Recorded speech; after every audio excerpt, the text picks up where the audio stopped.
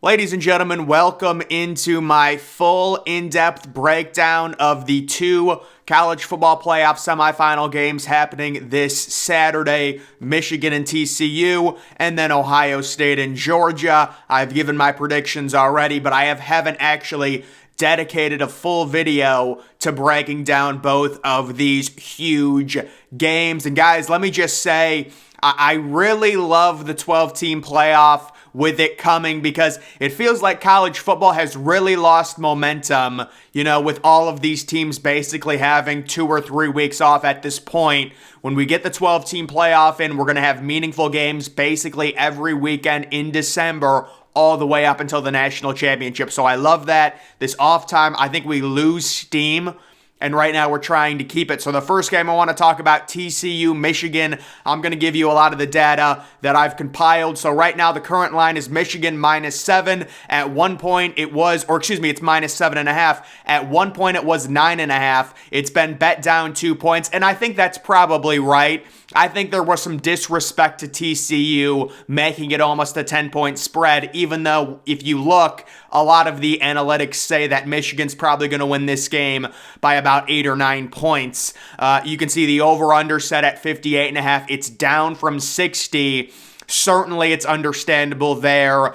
Michigan is a very sound, well-coached team on defense. They don't have the elite receivers to generate a ton of explosive plays. And both of these teams, I think if you want to look at trends, the one value trend I would say is the overall under in the first half. Both of these teams tend to get off to very slow starts.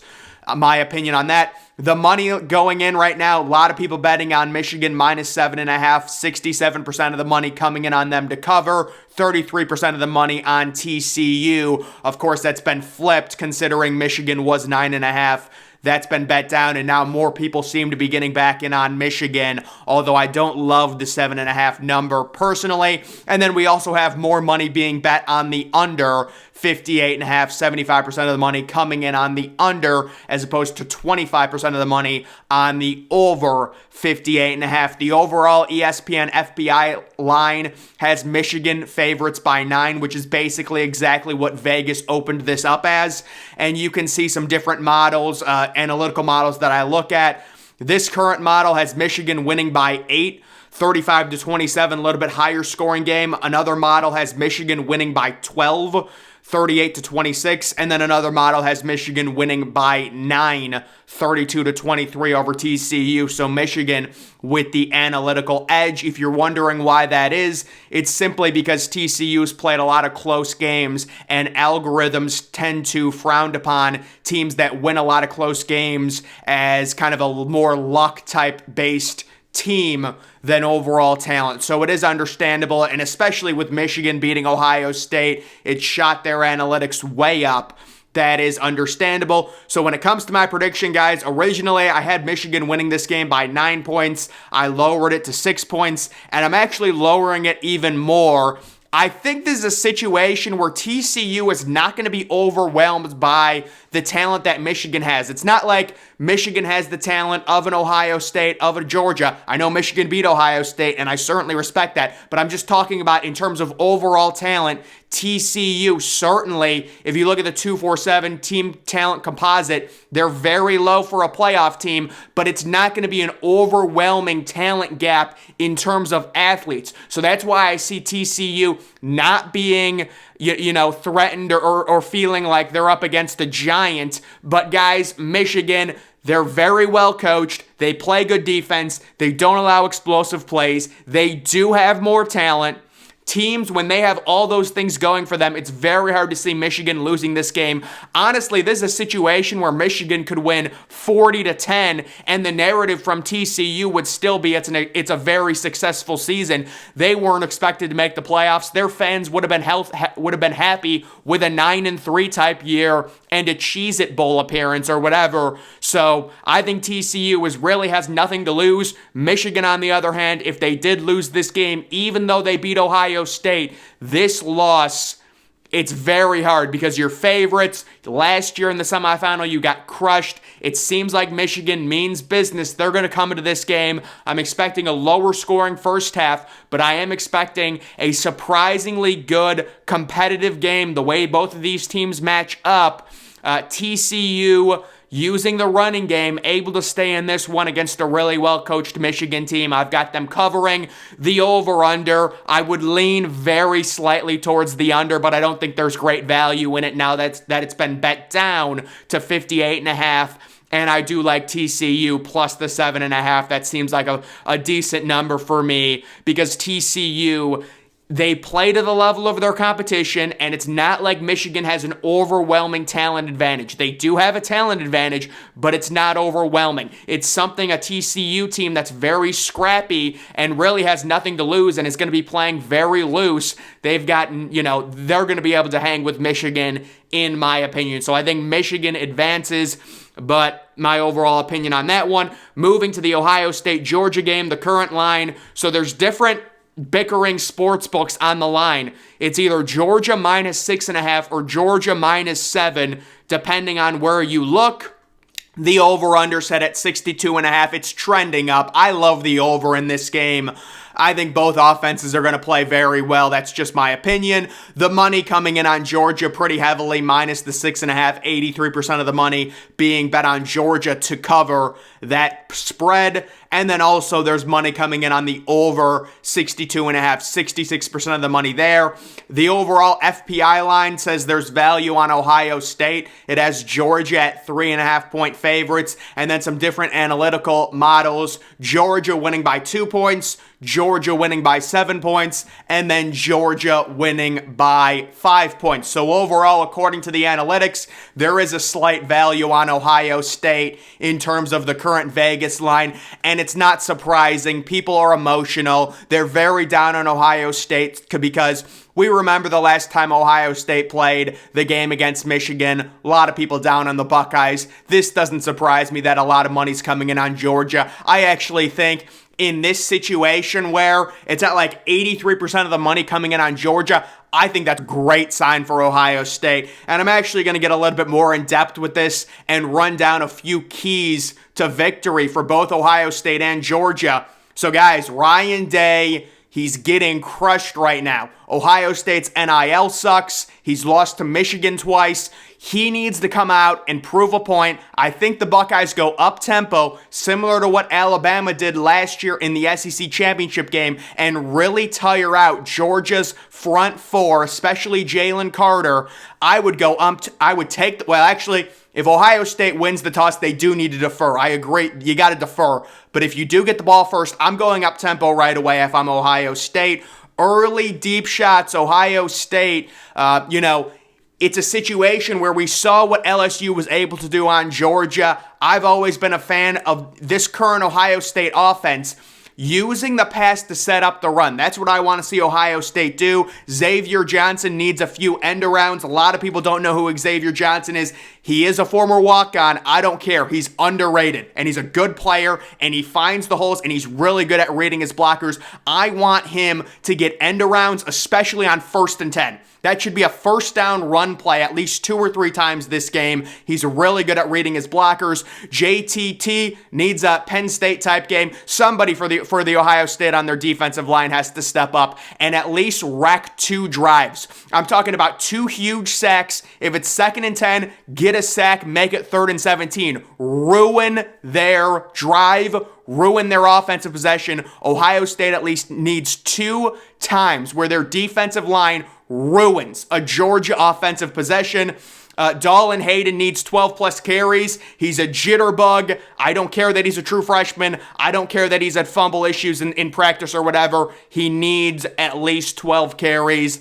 In my opinion, he's too quick. Marvin Harrison Jr. needs at least 2 early targets. I'm a big fan of getting your superstars, especially if they're wide receivers, acclimated early into the offense. I want him getting 2 targets on the first possession. Get him in early. Pass rush needs to keep contained. So this is a major issue with Zach Harrison where Stetson Bennett can run. He might not be the most athletic guy, but certainly he's way more athletic and he wants to run way more than CJ Stroud. The issue is you have Zach Harrison try and get sacks, so he'll do a massive loop around, and it'll create a wide open hole for the quarterback to run through. It happened a few times with J.J. McCarthy. There has to be an emphasis. Keep your pass rushing lanes. Keep him contained. When it's 3rd and 7, make him throw for the first down. We don't want him running for the first down. We want him throwing, right? So keep contained on that. And then when it comes to Georgia, their overall keys, force Ohio State into as many 3rd downs as possible. It doesn't matter if it's 3rd and inches, 3rd and 1, 4th and 1. Ohio State, their offensive line gets no push. They cannot convert third and shorts, 4th and shorts. If they're going to drive, no explosive plays. Make Ohio State drive 10 plays, 9 plays, something like that. Make them convert multiple 3rd downs. They will not be able to do it consistently. We've seen in the past Ohio State's offensive line get bullied on 3rd and short, 4th and short, not be able to convert. Attack Ohio State's DBs. So certainly, guys, I'm actually really high on Ohio State's DBs in this game. I know they're not great, but if you actually look at the way Denzel Burke's been playing, he's been playing a lot better. I will say the number 2 DB, whether it's Jordan Hancock, Cam Brown, obviously they're not very good, but I think Denzel Burke's been better. But if I was Georgia, certainly, if Cam Brown, Jordan Hancock, J.K. Johnson, you got to attack him. I think Denzel Burke's actually getting back into shutdown form from what I've seen in the second half, though. Wear Ohio State down, make them drive. So that's just going back to the first point. If you're Georgia, just no explosive plays. It's the exact same thing Michigan did. Michigan made C.J. Stroud drive the length of the football field multiple times, and more times than not, Ohio State shot themselves in the foot. You force Ryan Day into these weird 4th and 5 situations where he's punting from midfield. That's when Ohio State's offense really bogs down. Don't allow a 60-yard bomb to Marvin Harrison Jr., Emeka Egbuka, or anything like that. Bowers is a mismatch. So, guys, I actually think Ohio State has an ace up their sleeve, actually, with this matchup. Sonny Styles Jr. needs to be put on Brock Bowers. I don't care that he's a true freshman. I don't care that he's really young.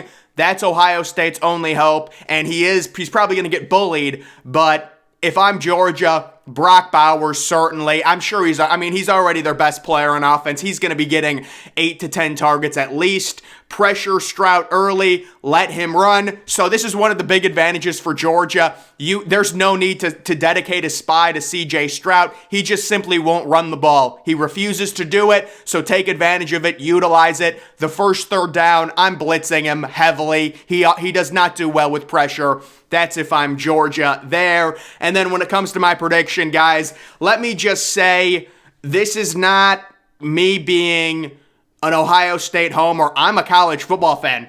This is just me saying I've watched hours and hours and hours of game tape to come to this prediction.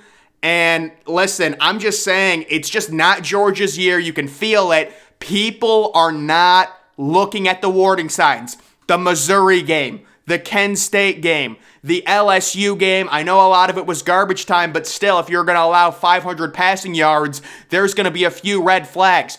People are sitting here looking, and they're just not understanding how college football works. Guys, Georgia is 7-point favorites, really? We're supposed to be like, oh, there's no way Ohio State can win because Georgia is 7-point favorites. I've seen teams be 24-point favorites and lose by 35. This is nothing. Nothing. The talent is comparable. Ohio State is getting told by everyone that they suck. They're terrible. The NIL is horrible. They can't recruit. Ryan Day can't beat Michigan. Georgia's going to win their 2nd in a row. Guys, this is setting up for a major upset and an Ohio State victory because Ohio State, they're going to play up tempo. They're going to really limit Georgia's pass rush, and that is my prediction on this game. So certainly, I think Ohio State moneyline plus 210 is a phenomenal value. Obviously, Ohio State plus 7 or plus 6.5. It just feels, Georgia's offensive weapons seem to be lacking. I know they have a good defense. I understand that they're significantly more talented on the defensive side of the ball than Ohio State is, but it's a situation where Ohio State Their back is up against the wall. They need a game real bad. They need a win really bad. And I think this is really it for Ryan Day and the Ohio State era. They need to win this game with how things are going. And normally, guys, people don't realize how hard it is to repeat in any major sport in North America. It is virtually impossible. And again, people are ignoring the warning signs with Georgia. All of these close games they've played, I think Ohio State comes out after having a month off. They're going to be healthy. They've got the offensive talent. We don't even have to talk about it. And they surprise everyone, and they win this game in SEC country. That's just my prediction on this. So guys, those are my two big predictions, and this would set up the huge, seismic Big Ten national title. It would be payback for last year when the SEC came into Big Ten country and had an all-SEC national title in Indianapolis. It would be Ohio State taking on Michigan in a rematch, which would just be amazing for college football. Absolutely amazing. But guys, that's going to do it for this video. Make sure you're following me on Twitter. Link to that's always in the description.